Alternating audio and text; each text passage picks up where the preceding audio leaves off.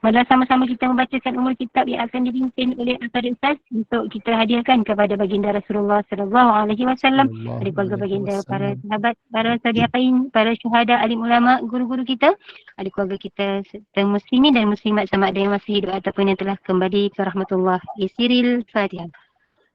أعوذ بالله من الشيطان الرجيم. بسم الله الرحمن الرحيم.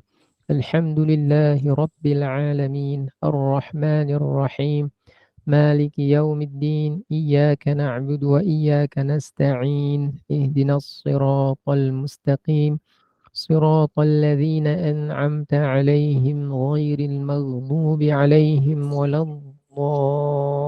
الضالين آمين. Amin, amin, amin ya Rabbal Alamin. Moga dengan istiqomahnya kita duduk dalam harakat ilmu ini, Allah kurniakan kefahaman, Allah tingkatkan iman, Allah kurniakan kerahmatan. Jadi tanpa membuang masa lagi, lampu yang menerangi kegelapan malam, mudah-mudahan menerangi juga di siang hari kita ini, Masya Allah. Saya dengan penuh ta'zim menyerahkan kepada Al-Fadhil Ustaz. Tafadhal, masykur Ustaz. Terima kasih. Assalamualaikum warahmatullahi wabarakatuh. Bismillahirrahmanirrahim. Innal hamdalillah nahmaduhu wa nasta'inuhu wa nastahdihi wa nastaghfiruh.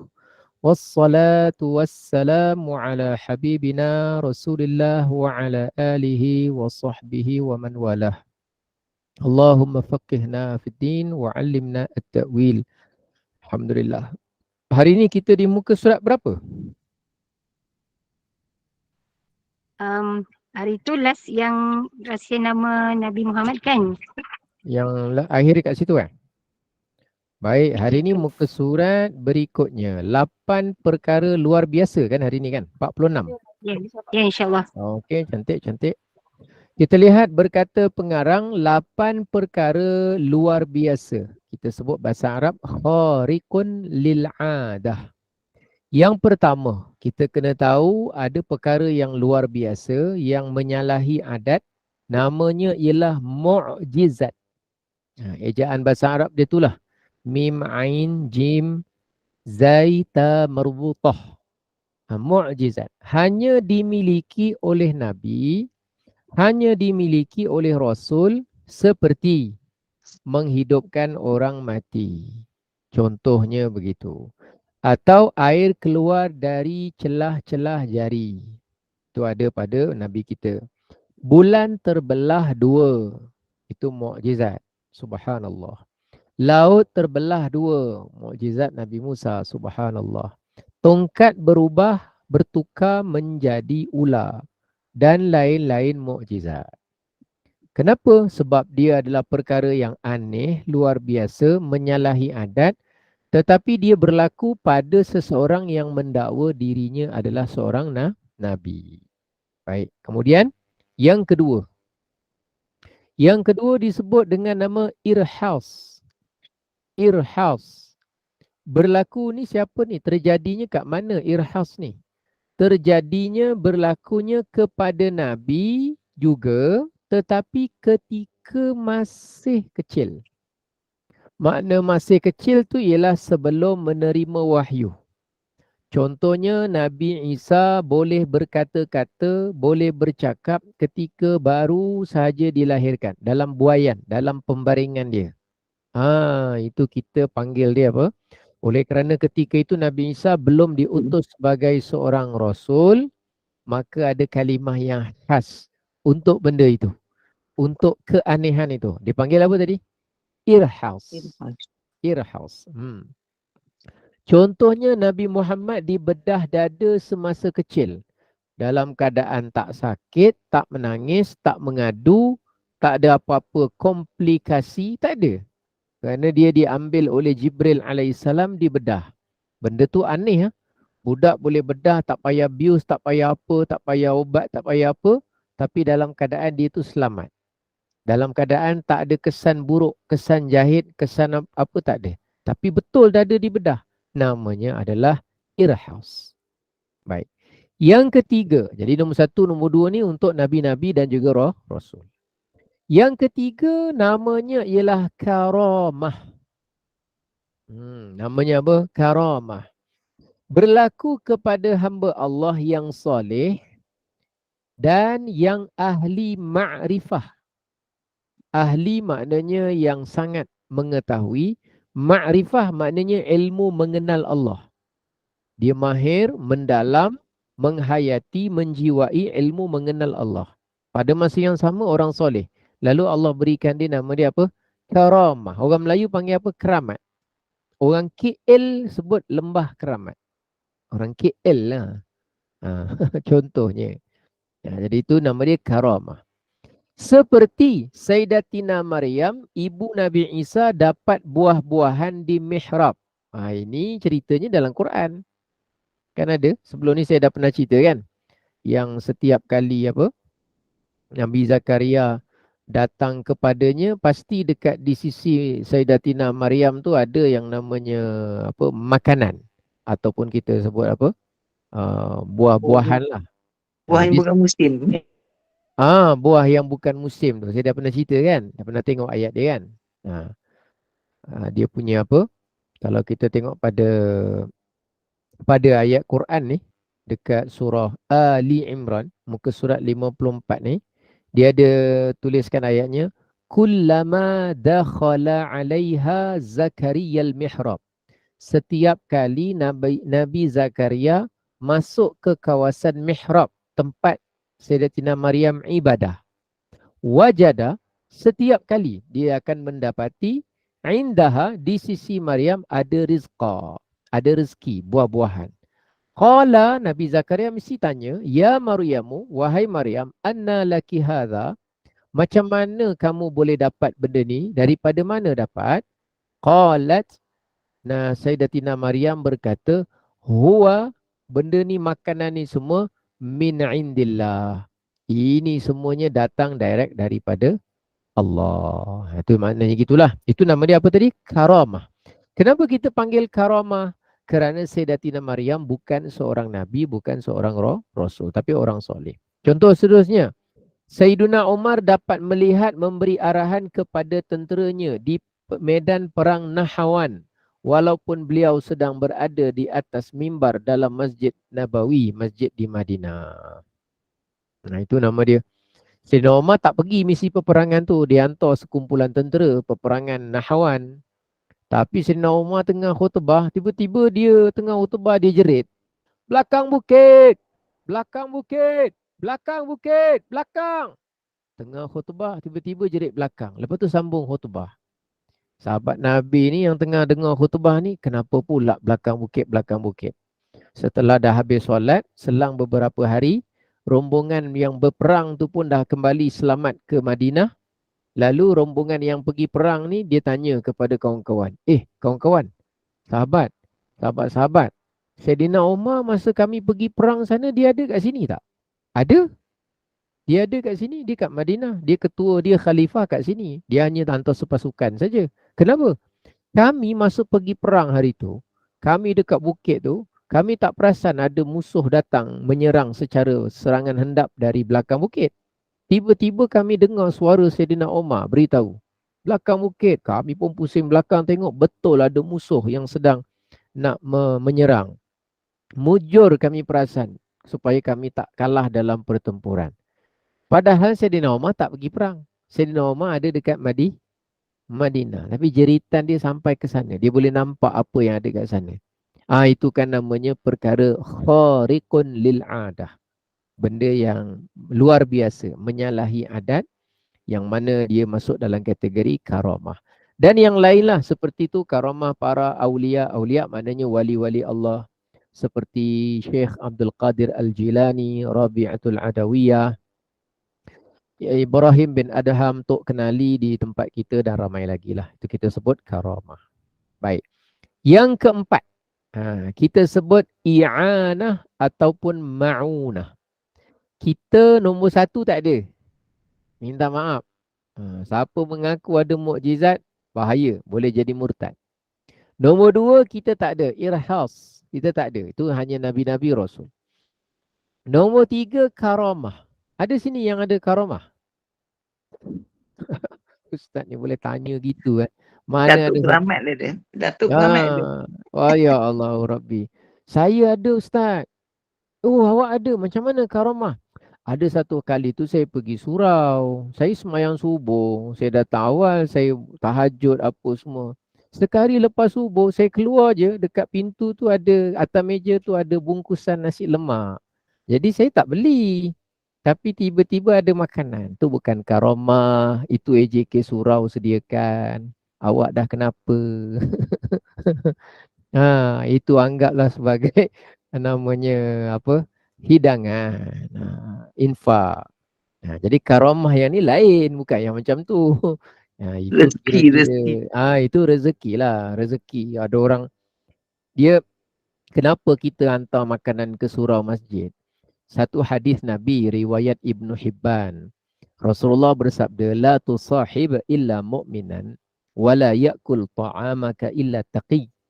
Janganlah kamu berkawan rapat melainkan orang yang beriman, dan janganlah siapa-siapa makan makanan yang kamu miliki melainkan orang bertakwa.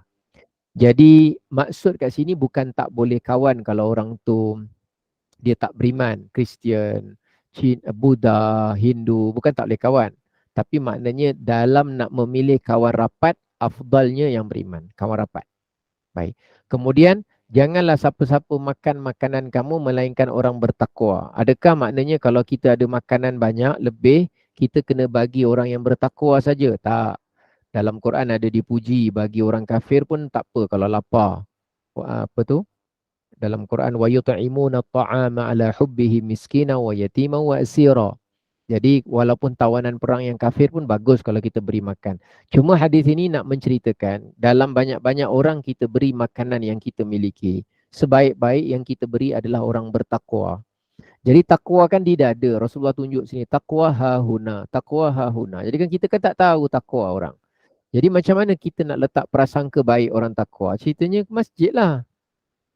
Kerana kita letak prasangka baik, orang yang ke masjid tu paling kurang kalau tak bertakwa sepenuhnya pun orang yang nak meningkatkan takwa.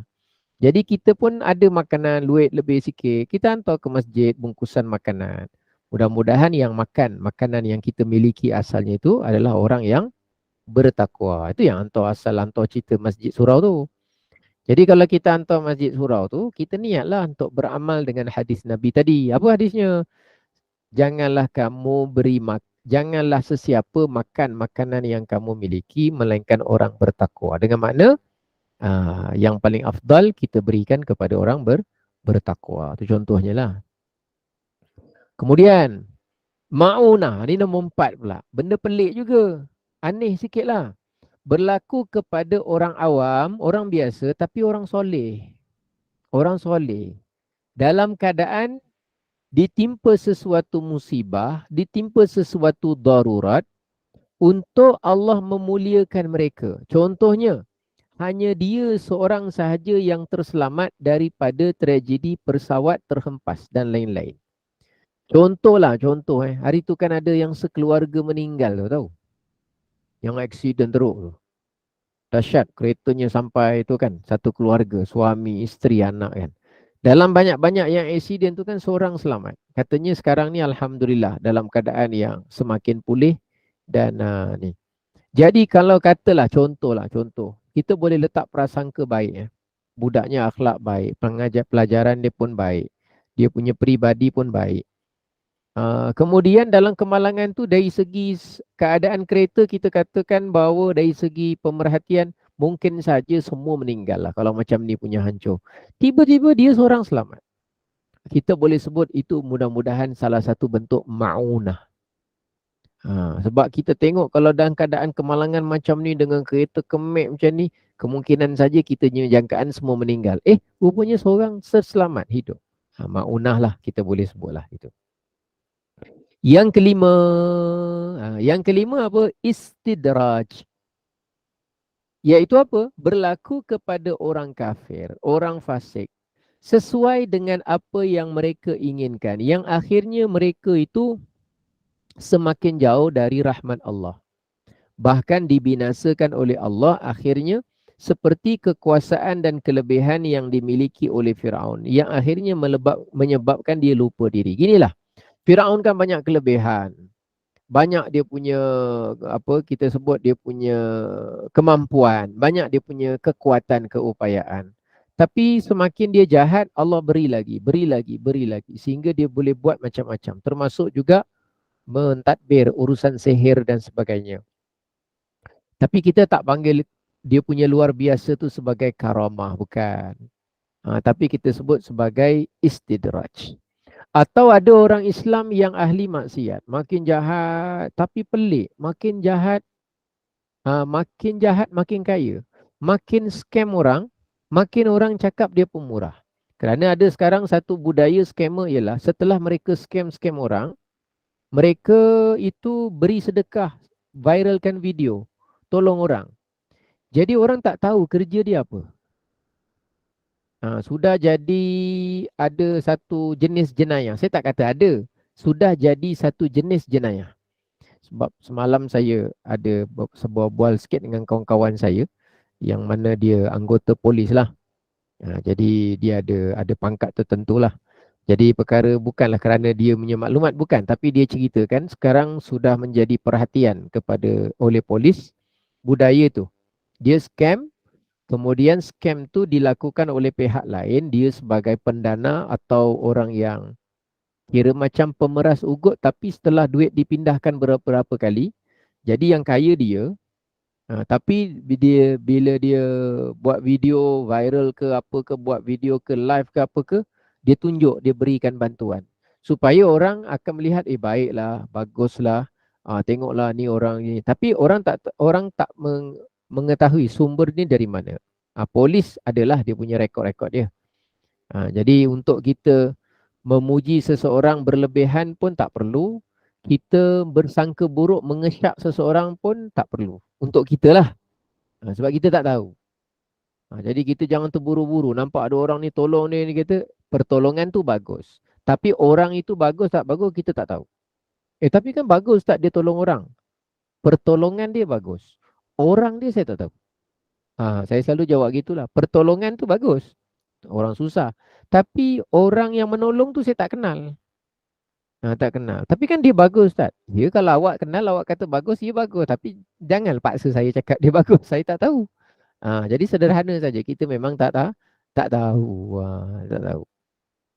Tapi kalau kita tahu, kita katalah dia seperkenalan saya, orangnya bagus. Tapi kalau manusia berubah kan, termasuk kita juga. Mungkin jadi lebih tak bagus, mungkin jadi lebih bagus, tak tahu. Jadi istidraj. Jadi sama ada orang tu kafir ataupun orang tu fasik. Orang Islam tapi fasik. Yang ke berapa tu? 6. Ihanah, berlaku kepada orang kafir untuk menghinakan mereka. Yang ke-7, kahanah, berlaku kepada seseorang dengan perantaraan syaitan. Ini kahanah ni macam orang yang apa tu? Orang yang telek-telek, orang yang buat pemujaan, orang yang serap-serap masuk diri. Dia buat benda yang aneh-aneh. Boleh apa? Boleh belah sana, belah sini apa semua. Tapi adalah unsur-unsur pemujaan ataupun perantaraan syaitan.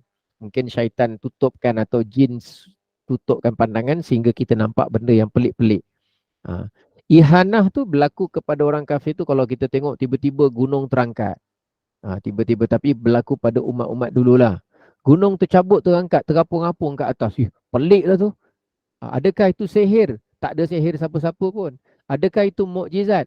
Tak ada pun. Belum ada siapa-siapa tunjukkan mukjizat. Memang Allah nak kenakan mereka dalam bentuk yang macam tu. Nak bentuk macam tu. Contoh macam burung ababil lah. Burung ababil masa dia serang tu tahun gajah, Rasulullah pun belum lahir masa tu. Tapi kita kata mukjizat Nabi, Nabi belum lahir. Irhas Nabi, Nabi belum lahir. Karamah, karamah siapa? Ketika itu bukan ada wali Allah. Adakah itu i'anah? Masa tu Muslim belum ada. Secara umum itu semua golongan jahiliah masa tu berlaku. Adakah itu istidraj? Mungkin saja. Tapi masa tu ceritanya burung ababil bawa. Itu ihanah. Benda aneh, burung boleh bawa batu dari api neraka, lepaskan sampai gajah tu seperti daun yang dimakan ulat. Faja'alahum ka'asfim ma'kul. Jadi benda tu aneh, tengok batu, burung bawa batu. Batu panas tapi burung sepit, burung tak panas. Tapi batu tu panas. Kena kat binatang gajah, gajah mati bergelimpangan. Padahal burung je yang bawa. Jadi benda tu kita sebut sebagai ihanah. Berlaku kepada orang kafir untuk penghinaan kepada mereka. Tentera Abrahah lah. Itu contohlah benda aneh, pelik. Peliknya bukan sebab burung. Peliknya burung tu bawa batu yang mana batu tu boleh menyebabkan gajah seperti daun dimakan ulat. Daun dimakan ulat kan lubang-lubang daun dia. Jadi seumpama itulah. Dan yang ke-8 namanya sihir. Ini kita sedia maklumlah. Berlaku kepada seseorang dengan bantuan, pertolongan, pemujaan jin dan juga yang namanya syaitan. Jadi 8 perkara tu kalau kita ingat untuk membezakan. Ustaz, kahanah tu orang yang mengamalkan sihir, Ustaz. Kahanah, salah satu. Orang yang mengamalkan perantaraan jin syaitan. Contoh macam, okey. Ada orang guna pemujaan jin. Tiba-tiba ada orang yang nak merawat dengan dia. Lalu dia pun orang tu datang, dia ni yang melakukan kahanah ni, dia hantar jin tu pergi selidik orang ni. Orang ni duduk mana, kereta apa, berapa lama, tadi singgah mana, jin pergi tengok. Baik. Sekali setelah jin tu bagi tahu kepada dia, maka dia pun cakap dengan orang tu, engkau ni datang dari Johor Bahru kan? Macam Ustaz. Ya, dia pun cakap, betul tu, saya dari Johor Bahru. Engkau datang pakai baju belang-belang hijau pekat, kuning, putih, hijau muda kan? Betul tu, saya pakai baju tu tu, saya datang. Saya baru je ganti ni, baru mandi tadi sebelum masuk rumah tu. Baik. Engkau tadi singgah R&R Air Keruh kan? Betul tu, saya singgah Air Keruh. Baik. Nanti engkau tadi makan kari kan? Betul tu, saya makan ini. Jadi dia dah mula, hebatlah orang ni. Dia tahu Dia tahu. Sebenarnya 9 soalan tu semua betul. Tapi jin yang bagi tahu. Dia gunakan perantaraan jin syaitan tu lah. Tapi bila yang ke-10 baru dia bohong. Sebenarnya sakit engkau ni tak jauh. Sebenarnya orang dekat je. Kau ingat tak petang semalam ada orang yang jeling-jeling kau semalam tu? Ada tu. Ada. Tak jauh orang dia. Tak jauh. Yang tu dia bohong. Dah orang tu dia ngesyak-ngesyak. Oh, jiran aku sebenarnya yang buat kat aku. Padahal yang ke-10 tu tipu tu. Yang 1 sampai 9 tu perantaraan tu. Tu contoh lah, contoh. Contoh Jangan percayalah benda-benda tu. Ustaz, Hmm. suara Ustaz buat suara jin tu, anak saya dulu macam tu lah ke rasuk jin. Suara macam tu Ustaz. Oh iyalah, biasanya kalau orang yang kena rasuk Kasar. tu, dia suara kasar. Tu yang saya buat macam tu. Jadi tapi yang cakap ni bukan jin ni orang ni sekarang ni. Ni yang tengah pakai songkok hitam ni. Orang. Jadi menakutkan mula-mula. Betul lah, betul. Tapi masa Betul. anak saya kena rasuk tu macam tu lah. Kasar suara dia Ustaz. Betul. Memang kasar. Saya pernah, dulu saya kerja dekat UTM. Kesian ada 2 orang pelajar perempuan. Seorang tengah buat PhD, seorang tengah buat master. Serentak kena. Hampir-hampir dia nak lompat dari tingkat 2. Allahuakbar. Sian dapat tangkap, lepas tu bawa pergi merawat. Jin yang masuk badan dia tu jin umur 5 tahun. Jadi 5 tahun dia kena histeria tu. Dia kena gangguan lah, bukan histeria lah. Gangguan tu.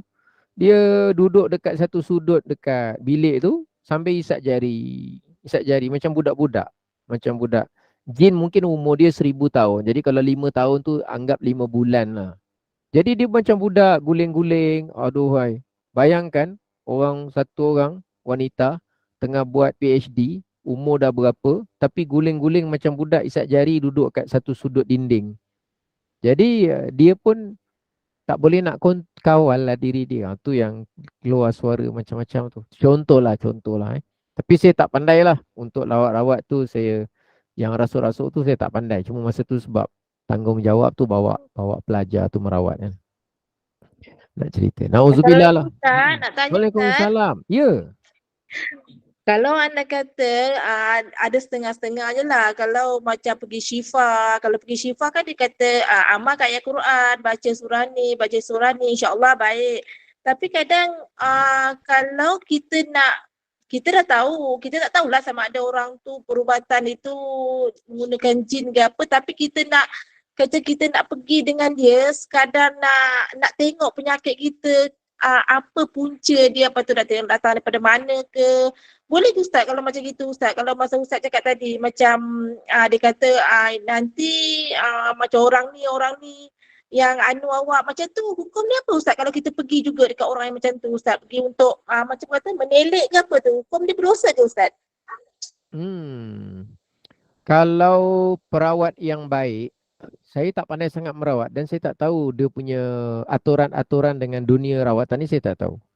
Tapi secara umum bukan kerana orang dan sebagainya.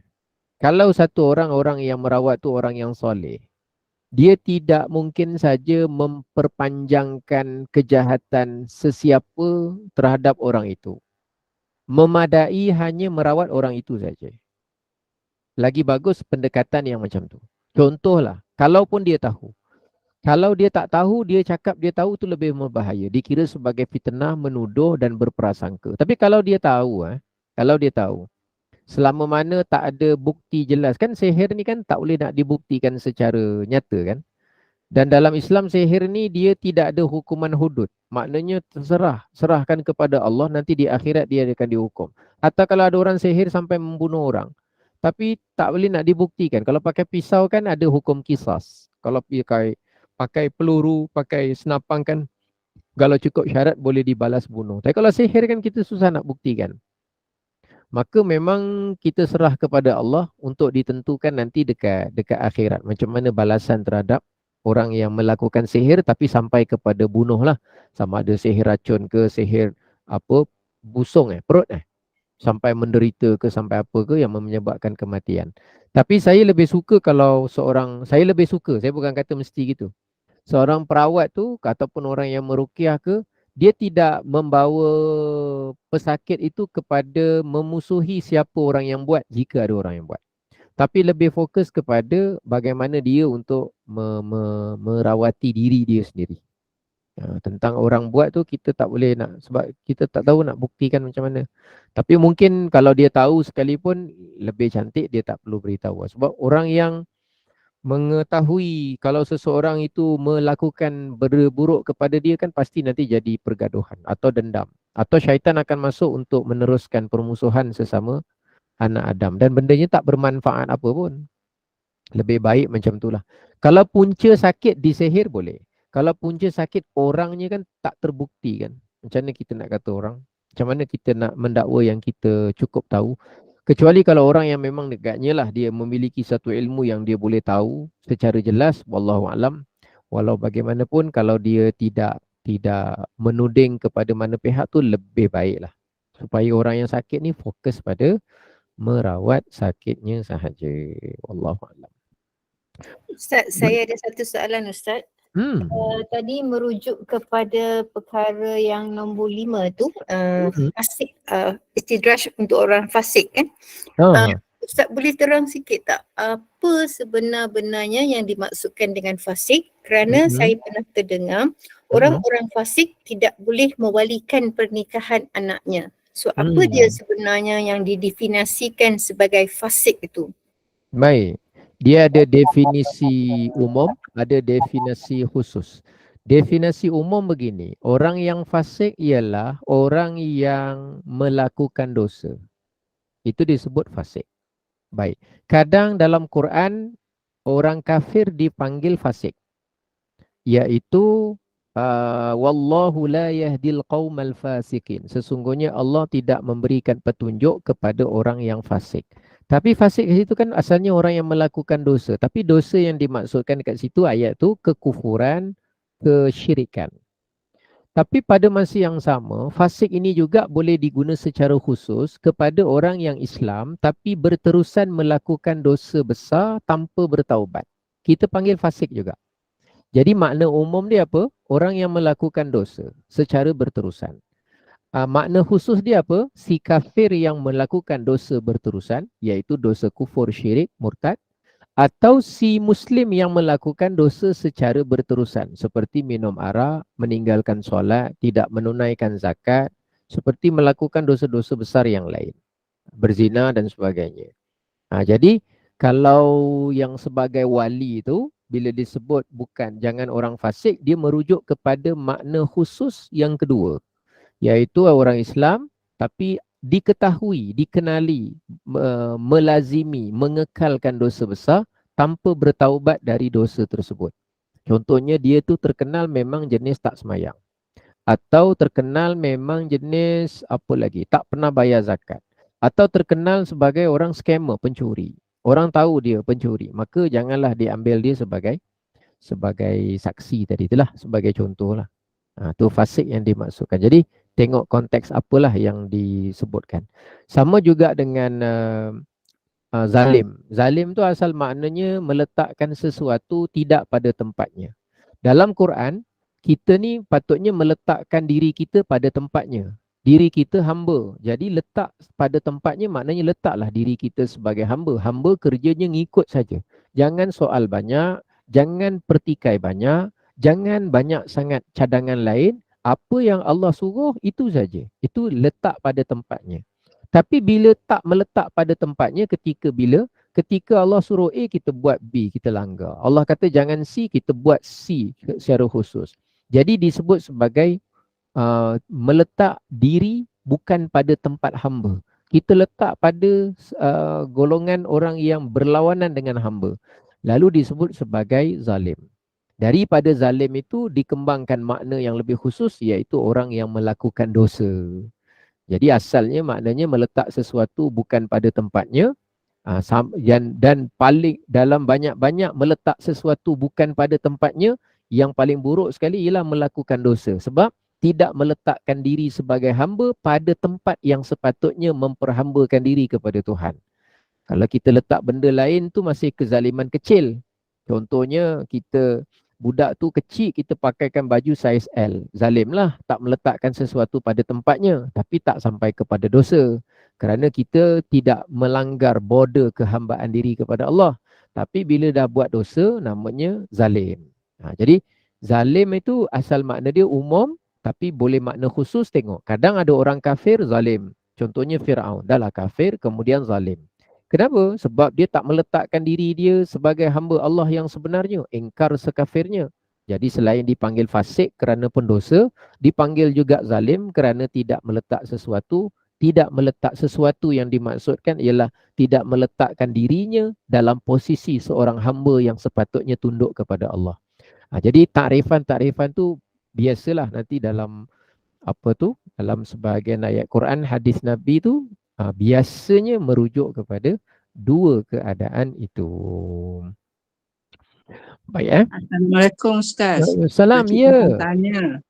Dalam kes orang Islam yang fasik seperti yang ditanya oleh Puan tadi, jadi kalau dia nak menikahkan anak dia, macam mana Ustaz? Memadai ke dengan bertaubat sebelum majlis akad nikah tu? Itulah oleh kerana baik, soalan bagus. Oleh kerana kita ni mengambil pendekatan setiap orang ada marhalah dia, apa kita sebut, ada peringkat perubahan tersendiri. Dan setiap urusan seseorang itu kita tak sepenuhnya tahu secara detail. Hanya zahir dia tak semayang kita tahu. Jadi ketika sesuatu tu memerlukan dan tak ada pilihan, maka biasanya pendekatan yang paling lembut ialah kita mengajak semua sekali yang hadir, marilah sama-sama kita memperbaharui syahadah kita. Semoga mudah-mudahan Allah terima keislaman kita. Pada masa yang sama kita menyambut majlis yang baik ini. Baik tuan-tuan dan puan-puan, marilah sama-sama ikut sama-sama dengan saya dengan i'tiqad yang benar. Asyhadu an la ilaha illallah wa asyhadu anna Muhammadar Rasulullah. Nanti sebahagian juru nikah tu dia buat pendekatan begitu. Kemudian dia ajak, marilah sama-sama kita beristighfar. Astaghfirullahaladzim. Sebanyak 3 kali contoh. Jadi wa atubu ilaih. Nanti dia baca makna, aku memohon ampun kepadamu ya Allah, aku bertaubat kepadamu. Jadi sebenarnya nak dengan harapan kalau boleh wali dengan saksi tadi tu. Tapi takkan, wali taubat sekarang. Taubat sekarang. Aduh, jalan sengit-sengit ulu IC. Kau ingat aku heran dengan IC kau. Sini, can I see you? Sebelum kau ulung kau punya IC, can I see you before? Jadi takkan kita nak cakap gitu kan. Jadi kita ajak ramai-ramai. Tu cara pendekatan lembut lah. Dengan catatan kalau dia ada dosa, kita ajak ikhlas semua sekali syahadah dan mohon ampun.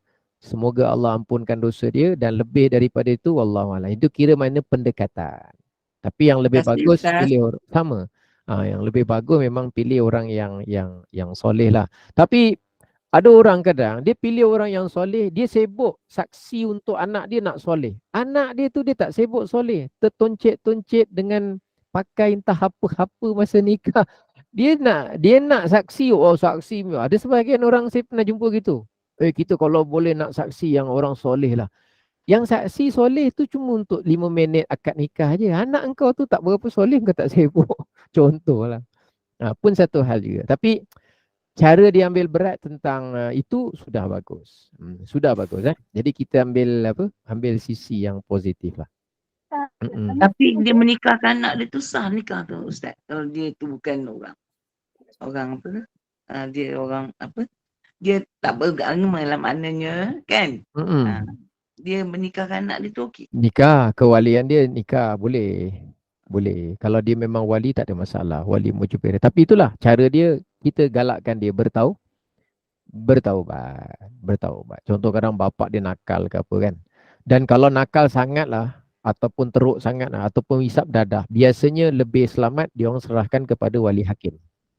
Perasan tak kadang-kadang ada orang dia nak nikah, kesian juga sebab pernah berlaku juga di kalangan pelajar saya dulu, dia nikah budak lelaki tu hisap dadah. Jadi macam mana orang nak cakap orang tahu, orang tak cakap keluarga belah pihak pun dah tahu tapi terima. Jadi macam tu lah, benda-benda macam tu lah. Lebih baik nanti kita pilih jalan keluar yang paling baik lah. Tanpa mengaibkan orang lah. Selagi mana orang tak tahu, tak perlu tahu lah. Macam itulah. Itu semua lebih kepada pendekatan. Sebab kita ni dari satu sudut ketegasan, dari satu sudut ialah contoh. Kadang macam dekat Johor hari tu berlaku ajaran Sihak kan, tahu Sihak? Yang cakap Nabi Muhammad tak ada kemaluan lah.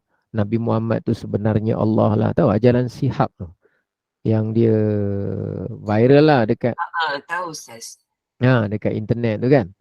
Bagi sebahagian orang, dia yang komen lah kat internet tu kan, netizen dia kata, apa Jabatan Agama tak buat kerja ke? Dia orang ni tak siasat ke? Dia orang ni tak apa ke? Jadi, saya tak tahu. Saya tak pernah kerja Jabatan Agama, saya tak pernah kerja Majlis Agama, saya tak pernah kerja Mahkamah Syariah, saya memang tak tahu. Tapi oleh kerana itu, saya tanya-tanya sampai hari tu ada muzakarah bersama dengan timbalan mufti. Maka timbalan mufti ceritakanlah kronologi apa yang mereka dah buat lah. Jadi rupanya pendekatan Jabatan Agama ni dalam kes-kes tertentu, selama mana orang itu tidak perlu diaibkan dirinya dan tidak perlu menjejaskan urusan keduniaannya dengan kesalahannya, maka seboleh mungkin tak perlu kita sebarkan. Jadi rupa-rupanya mereka dah buat serbuan ke rumah orang itu dulu sebelum dia pindah ke New Zealand. Dikatakan gitulah. Kemudian dah diberikan nasihat. Kemudian digalakkan untuk dia teruskan perniagaan dia tanpa menggunakan ajaran dan sebagainya. Kerana dia memulakan perniagaan tanpa melibatkan ajaran sesat dia. Dan ditutup benda tu supaya tidak mengaibkan dia. Dan dinasihatkanlah. Jadi Jabatan Agama dia tak akan buat pendekatan kami dah siasat. Buktinya gini-gini. Dia telah gini. Sebab kadang-kadang ada orang dia terbabas, ada orang dia tersilap. Jadi aib dia tu yang tak berapa perlu selama mana orang tak ikut. Dan dia tak mempromosikan, maka ditutup lah. Tapi tanpa menyekat, jangan pula kerana orang tu ajaran sesat, habis perniagaan dia semua dirampas. Lepas tu keluarga barang disita. Itu dikira macam menekan, menzalimi. Kalau salahnya satu, tegur yang satu saja. Selagi mana dia nak bertaubat kan. Dan selagi mana dia tidak sendiri membongkarkan keaiban dia pada orang, ataupun kejahatan dia pada orang secara berleluasa, maka diberi nasihat secara personal tanpa kita perlu war-warkan yang kita dah buat apa. Tapi ialah manusia gitu, dia pula dengan kedegilan dia tetap meneruskan. Jadi bila sampai masa berlaku cerita tu jadi kontroversi, jadilah perkara-perkara yang seperti itulah. Tapi mereka tetap buat pendekatan, aib dia kita tak payah bongkar. Sampai masa kalau dibuat kesalahan, kalau dapat cas yang tertentu boleh tangkap, kita akan tangkap, dakwa mahkamah dan selesaikan. Tapi dengan prosedur yang telah dibuat, nasihat dah, amaran dah, beritahu yang kita tak bongkarkan dia punya kegiatan selama mana dia ada jalan untuk lebih baik. Gitulah. Sebab setiap orang kan mungkin saja melakukan kesalahan. Kita pun masing-masing ada aib sendiri kan. Syukurnya kita tu aib kita masih ditutup oleh Allah. Kitanya syukur ni masing-masing aib kita kan masih ditutup oleh Allah. Dan mungkin kita pernah terlajak, terlepas, tak sengaja buat sesuatu kerana kejahilan, kedegilan, kenakalan kita kan. Tapi bezanya masa kita tak terviral. Masa kita tak menjadi bahan percakapan orang. Untungnya kita kat situ je. Tapi orang yang dah terbongkar, jalan lain yang dilakukan oleh pihak, mungkin orang akan cakap lah tak buat kerja ke apa, itu satu sudut, itu terserah. Tapi mereka punya pendekatan begitu. Dan percakapan saya ni bukan kerana membela atau mencela, tapi lebih kepada kalau kita tak mengetahui detail, memang agak payah untuk kita buat apa-apa kenyataan. Agak sukar sikit lah. Kecuali kalau kita tahu tu terserah. Itu contohlah. Baik, 8 perkara. Sekarang tajuknya ialah apa? Perkara-perkara yang Ustaz, sebelum Ustaz teruskan boleh tanya sikit? Apa ya? Saya kurang faham sikit tentang ihanah tu Ustaz. Berlaku pada orang kafir untuk menghinakan mereka. Apa contoh dia Ustaz boleh dapat? Tadi yang saya cerita burung ababil tu. Itu burung ababil tu. Benda pelik, macam mana burung boleh bawa batu, tapi batunya panas, tapi masa dia sepit kat paruh dia tak ada apa-apa. Kan pelik tu. Lepas tu dia boleh kalahkan gajah. Gajah tu seperti daun dimakan ulat. Pelik kan, sampai boleh jadi gini ni, tak pernah berlaku macam gini. Tapi kan bukan mukjizat. Nabi pun belum lahir kan. Tak ada Nabi masa tu. Jadi kita sebut itu sebagai ihanah, penghinaan Allah, tapi bendanya berlaku dalam bentuk yang aneh lah. Aneh. Contohnya sama. Baik, kita tengok tajuk seterusnya. Apa cerita tu? Perkara yang berkaitan dengan Nabi. Wajib ke atas mukallaf. Siapa mukallaf? Orang yang baligh, orang yang berakal. Baligh, berakal, telah sampai kepada dia dakwah Islam. Nama dia mukallaf. Jadi kita ni mukallaf ke tidak? Tanyalah sendiri masing-masing. Dah baligh ke belum? Yang dah baligh tu mukallaf lah. Yang berakal tu mukallaf. Orang yang mukallaf wajib meyakini perkara yang berkaitan dengan Nabi. Antaranya, nombor 1, baginda berketurunan Arab apa? Quraisy.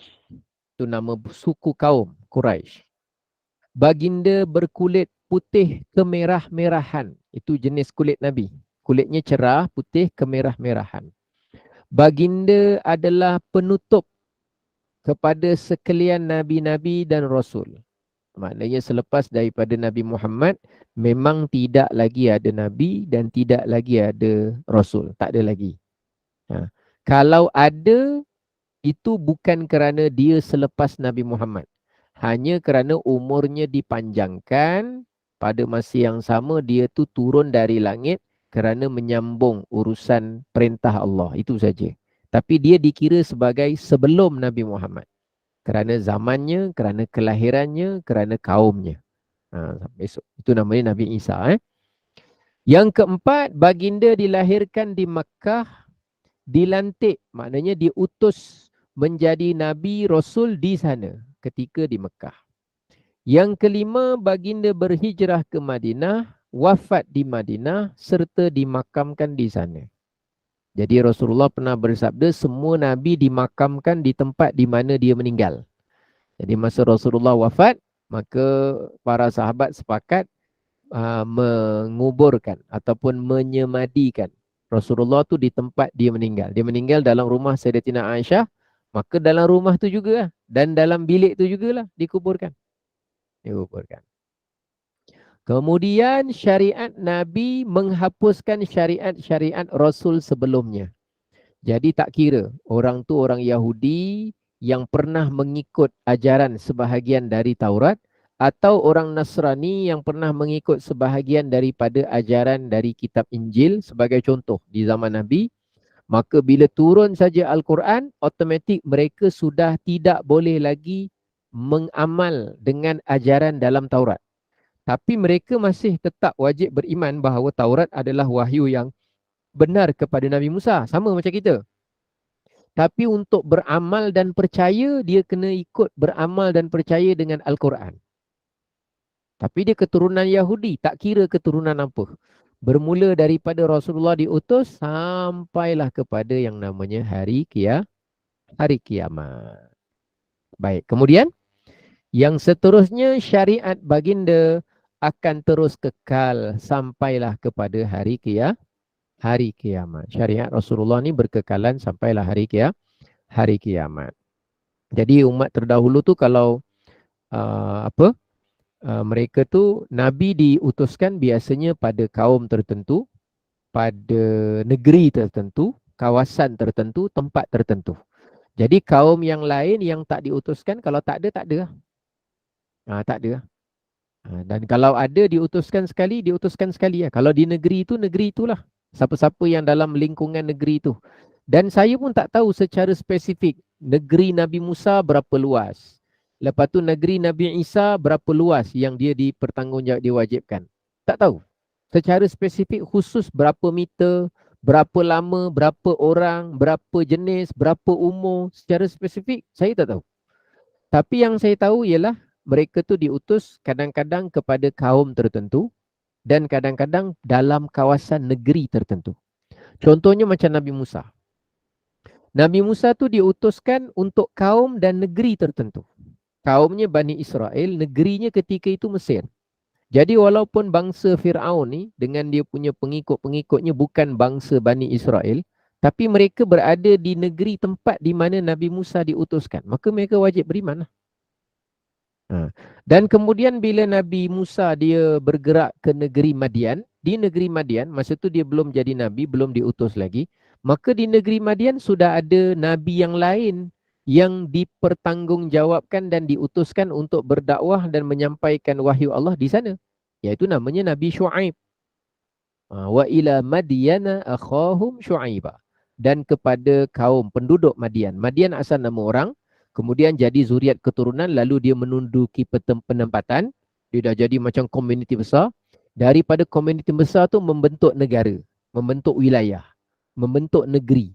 Jadi dia boleh sebut negeri Madian pun boleh, disebut kaum Madian pun boleh, disebut yang namanya asalnya nama orang pun boleh. Contohlah negeri apa dekat dunia ni yang berasaskan kepada bangsa? Kalau Malaysia tak berasaskan kepada bangsa sebab dia ada India Melayu lah. Negeri itu yang boleh kata satu bangsa lah. Boleh kata lah walaupun pecah-pecah dia ada. Macam Palestin tu bangsa Yahudi tu Ustaz? Bukan? Tak, dia punya nama negara dia adalah nama bangsa dia. Oh, nama bangsa.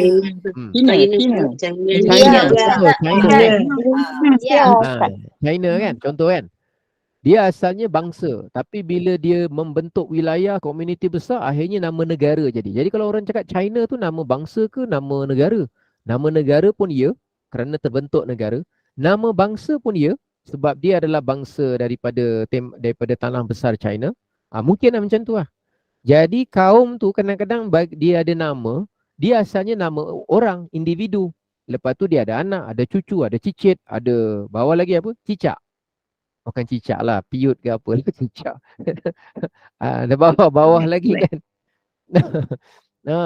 Dia bawah lagi jadi satu komuniti. Bila satu komuniti, ini cerita benda yang bukan 1-2 minit, 3-4 tahun, 2-3 abad. Benda dah berlarutan, berpanjangan.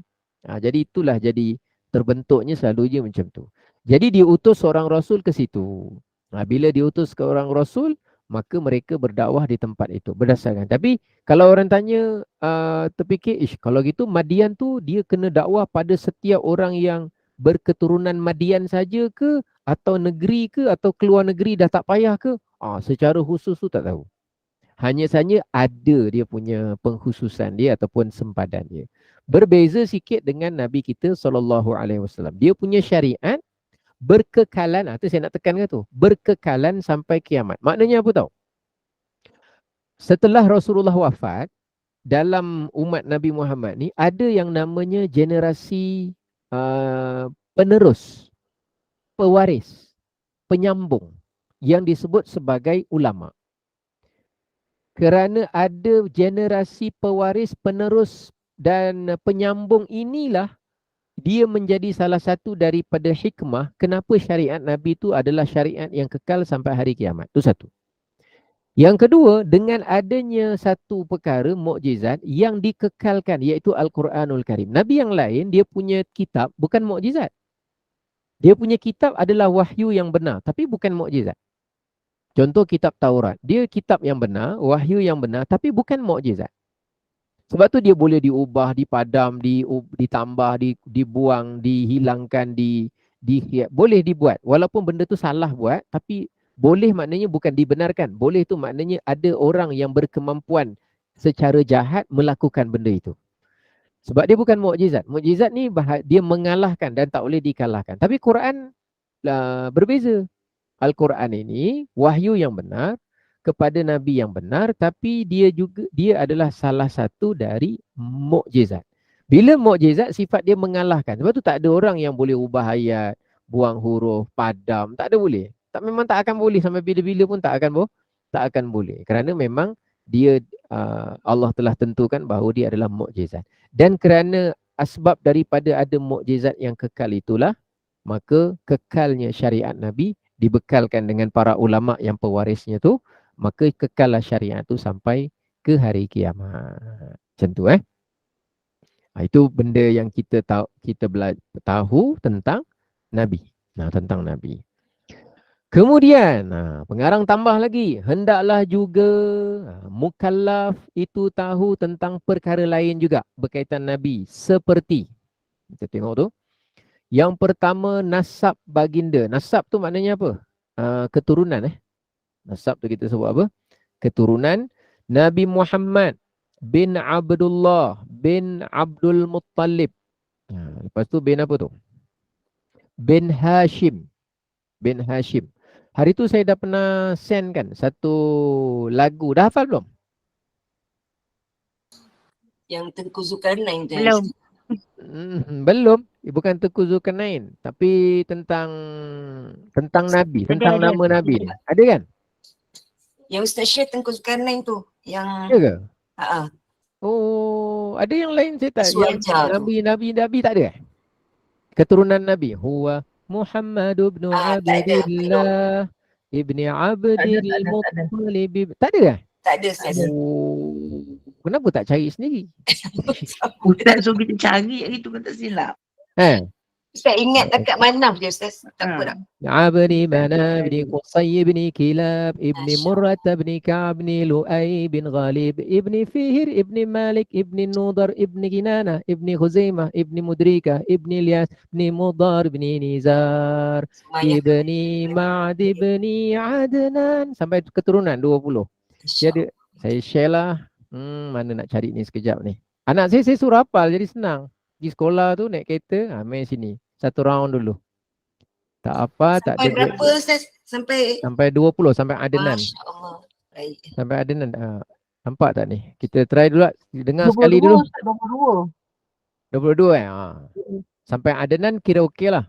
Ada ulama dia hafal sampai Nabi Adam. Saya tak mampu. Okey, tengok ni. Huwa Muhammad ibn Abdillah ibni Abdil Muttalib ibni Hashim ibni Abdi Manaf ibni Qusay ibni Kilab ibni Murrah ibni Ka'ab ibni Lu'ay ibni Ghalib ibni Fihr ibni Malik ibni Mudar ibni Kinana ibni Khuzaimah ibni Mudrika ibni Ilyas ibni Mudar ibni Nizar ibni Ma'ad ibni Adnan salawatullahi alaihi salam. Silakan hafal. Ya Allah. Minggu depan nanti kita try seorang-seorang. Silakan saya sebut nama. Contohnya Siti Riyah Kama. Kamariah tak ada, Riyah Kama. Silakan. Contohnya itulah. Ingat. Ramailah tak ada, ramailah tak masuk kelas ni. Tiba-tiba semua left group, left Google Meet, left Google Meet. Okeylah. Jadi maknanya itulah. Dekat sini lah tulis tu, nampak tu. Bin Hashim bin Abdi Manaf ibni Qusay. Qusay tu ada. Bin Kilab bin Murrah bin Ka'ab bin Lu'ay bin Ghalib ibni Fihir. Fihir itulah nama Quraisy. Fihir itu gelaran, nama betul dia Quraisy. Sebab tu nama keturunan Quraisy tu biasanya mesti ada moyang dia nama Quraisy. Lepas tu dapat anak, lepas tu buat penempatan. Lepas tu dah dapat anak, cucu-cucu semua duduk satu perkampungan Arab Badui, satu tempat, satu community. Lepas tu dah beranak penak begitu, lalu orang bila dah sampai generasi 6, 7, 8, orang kata ni semua kaum Quraisy. Tapi asal Quraisy nama orang. Kaum Madian. Madian tu nama individu. Dia buat penempatan, dia buka tempat, dia berketurunan, dia ada apa. Jadi nama kaum tu nisbah kepada dia lah. Sandar kepada dia. Biasanya gitulah. Lagi dia kata apa? Bin Fihir, Quraisy bin Malik bin Nadar bin Kinanah bin Khuzaimah bin Mudrika ibni Ilyas bin Mudar bin Nizar bin Ma'ad bin Adnan. Kemudian bawah tu ayah Nabi bernama Abdullah bin Abdul Muttalib bin Hashim bin Abdi Manaf bin Qusay bin Kilab bin Murrah. Nanti sampai kat Murrah tu cantum dengan keturunan mak Nabi. Kira ni berapa pupu Bukan sepupu, bukan 2 pupu, 3 pupu, kupu-kupu. Kupu-kupu pula. Maknanya Ustaz, makna dekat Murrah tu pertemuan datuk nenek kedua-dua ayah Rasulullah. Bawah tu ibu Nabi Aminah bintu Wahbin bintu Zuhrah bin Kilab bin Murrah. Sampai kat situ. Kat Murrah ataupun dekat Kilab. Dekat situlah. Memang dia cantum keturunan dia. Jadi kiranya macam 4 pupu, 5 pupu itu. Jauh lah. Tapi taklah jauh. Mereka tu semua memang keturunan Quraisy. Zaman-zaman dulu kan taklah begitu. Mungkinlah suasananya taklah begitu meluas. Percampuran taklah begitu pelbagai. Jadi mereka tu akan kahwin juga sesama mereka. Tapi bukanlah mesti betul-betul dekat. Tapi oleh kerana generasi tu dah sampai generasi ke-6, ke-7, ke-8. Kalau sampai Abdullah ni, kita kira daripada Fihir tadi mungkin dah generasi ke-10, generasi ke-11 lah. Jadi itulah perkara yang dapat kita pelajari pada petang ini. Mudah-mudahan apa yang kita pelajari ini menambah ilmu dan manfaatnya. Allah tambahkan lagi kita semakin kenal dengan baginda Rasulullah SAW dan mudah-mudahan menjadi satu sebab pengagungan kita kepada baginda Nabi SAW. Jadi saya fikir itulah yang dapat saya kongsikan. Mudah-mudahan manfaat, mudah-mudahan barakah. InsyaAllah esok kita akan bertemu pada subuh hari pada kitab Al-Hikam dan kita nak habiskan tajuk yang pertama tu. Cuma saya tengah fikirkan terlalu laju atau terlalu perlahan yang macam Isnin hari tu. Sedang elok insyaAllah Ustaz. Tak tahulah Boleh, pandangan saya. Sebab saya dapat ambil notes walaupun saya tak repeat recording. Okey. Kalau laju tu saya tak dapat ambil notes. Wallahualam pada yang lain. Okey, nanti saya cuba tengok. Kalau nanti terlalu lambat, beritahu saya lajukan. Kalau terlalu laju, saya perlahankan. Kalau masing-masing tak tahu laju ke perlahan, jawapannya kita berhentikan. Bukan berhentikan lah, maknanya kita cuba yang mana yang paling sesuai. Saya kembalikan semula, terima kasih. Saya kembalikan semula kepada pengacara, silakan. Baik, Alhamdulillah. Barakallahu fi, jazakumullah khairan jazak. Ustaz, tak payah buka soalan Ustaz nak pergi masjid? Sebab hari ni maghrib awal. Baik. Tapi tadi pun ada yang tanya kan, macam-macam insyaAllah. Ya, baik. InsyaAllah rezeki kita akan sambung lagi pada minggu hadapan. Mudah-mudahan bertambah kefahaman kita, bertambah kecintaan kita kepada baginda Rasulullah SAW. Mudah-mudahan barakah, mudah-mudahan Allah kurniakan limpah rahmat kepada kita. Terima kasih kepada tim Gemenur Iman, sahabat-sahabat pencinta ilmu yang mengimarahkan kuliah kita setiap hari tanpa jemu-jemu, insyaAllah duduk dalam halaqah ilmu. Sikit bahan kuliah hari ini Ustaz. Kuliah maghrib kita 8 malam hari ini. Dengan Al-Fadilah Ustazah Misnah binti Miran dengan fiqh darah haid, nifas dan istihadah, dan kuliah isyak kita hari ini bersama dengan Al-Fadilah Ustazah Humairah binti Muhammad Saleh dengan tahsil Al-Quran dan makhrijul huruf. pada pukul 9.15 malam. Jadi teruskanlah bersama-sama dengan Gemenur Iman. Dengan ini saya mewakili Gemenur Iman memohon maaf sekiranya ada sebarang kekurangan dan kesilapan yang baik itu datang daripada Allah, tidak baik dan kelaman itu daripada saya sendiri. Kita tangguh kuliah kita sebagai menutup majlis. Mohon sekali lagi Al-Fadhil Ustaz untuk membacakan tasbih kafarah dan surat Al. Saya sudahi dengan wabillahi taufiq wa hidayah. Wassalamualaikum warahmatullahi wabarakatuh. Assalamualaikum warahmatullahi wabarakatuh. Subhanakallahumma wa bihamdika asyhadu an la ilaha illa anta astaghfiruka wa atubu ilaik. Bismillahirrahmanirrahim. Wal 'asr innal insana lafi khusr illa alladhina amanu wa 'amilus solihati wa tawasaw bil haqqi wa tawasaw bis sabr. Sadaqallahul 'azim. Terima kasih.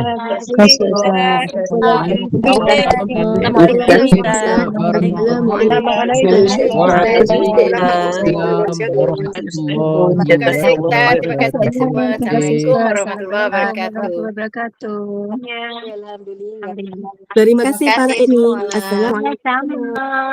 Assalamualaikum.